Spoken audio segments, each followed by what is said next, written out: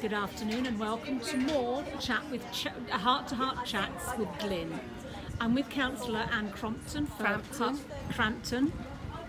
I keep getting that wrong. I will edit that. Councillor Anne Crampton, who is the leader of the Conservative opposition at Hart District. This week, as everybody has seen on Facebook, has raised the conversation that we're having about Fleet Hospital and how it's going to improve and be ready for us for the rest of the 21st century. Anne, you're the lady in charge of this, or the one with all the information. What would you like to say about the planned improvements to Fleet Hospital? Well, Fleet Community Hospital has been under threat for some time. It needed a huge amount of work doing, and it's really the enthusiasm, the money, the drive to get this done that was lacking. The CCG, the Clinical Commissioning Group that covers Fleet, they want to cite all their community nurses, mental health workers, midwives, everybody in one place, so that they have a base within our community and that they can also talk to each other and share information about patients and so on. So they have been looking for places to do this, and Fleet Community Hospital looked like the ideal place, but it would need a lot of work. So they put in a planning application to extend it out the back and do one or two other things that would improve the space. So I've been involved in that because obviously with planning, it's often helpful to have a councillor guide you through the process.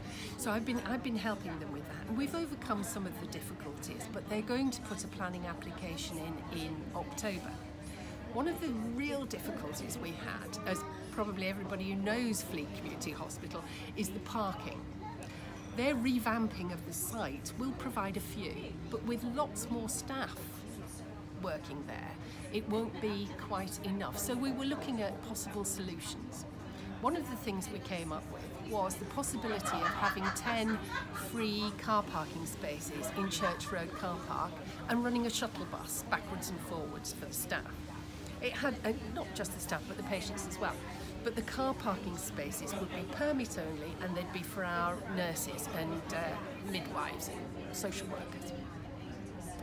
So I spoke to the council about that, to various political groups, and nobody really took it up. And I was told the only place to bring it, therefore, for a good debate and a decision being made was full council. So week last Thursday, I took it to full council. Well, in fact, Councillor Steve Forster proposed it. It's in his ward, and he's as passionate about healthcare in Fleet as I am. And he proposed that 10 free car parking spaces would be provided for the staff. It wouldn't be at any charge to the taxpayer, because Church Road car park is very underused Monday to Friday, which is when we were going to run the service. So we proposed this, Steve Forster proposed it. And then to our absolute horror,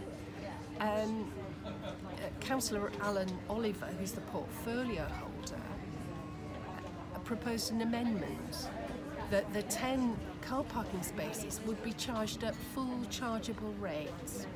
We were horrified. But it was put to a vote, and because the Conservative group are in opposition, we lost the vote. And so it became part of the motion. Of course we were against it, of course we were. And we all said that we were against it, and why, and how it come about, and how we want to support the hospital and the community, and everything that's good that's happening there. And it did change their minds. And so in the end, everybody either abstained or voted against it, and it wasn't passed. But it leaves us in a difficult position, because we still want some kind of solution to the parking problem. And we're talking with the CCG, with various other people, various other groups, to try and find a way around that. And I think there is a way forward, but you'll have to watch this space.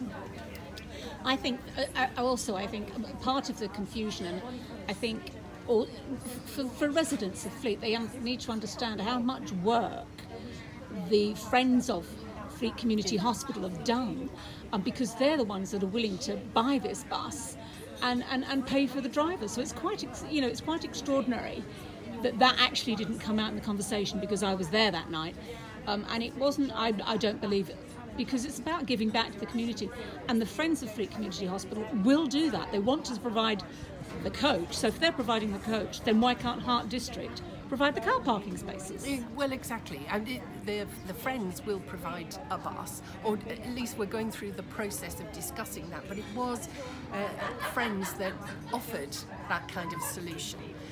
As long as there was the car parking spaces reserved, and then the bus would be run by the CCG. The Friends would have their name all over the bus, and it's because it's done by public donation. But the Friends are not just Fleet Community Hospital Friends, but they're also Fleet Hospital and Community Friends. So this was felt to be a contribution to the community, and it was extraordinary that it wasn't supported. Yeah, I think, we could discuss this ad nauseam. We could go on forever, couldn't we? Yeah. So I think, no pun intended, I think, as you say, watch this space. Yeah. and we'll get back to you hopefully after the summer when the planning application has gone in. Yeah. Thank you very much, Anne. You're welcome. Thank you.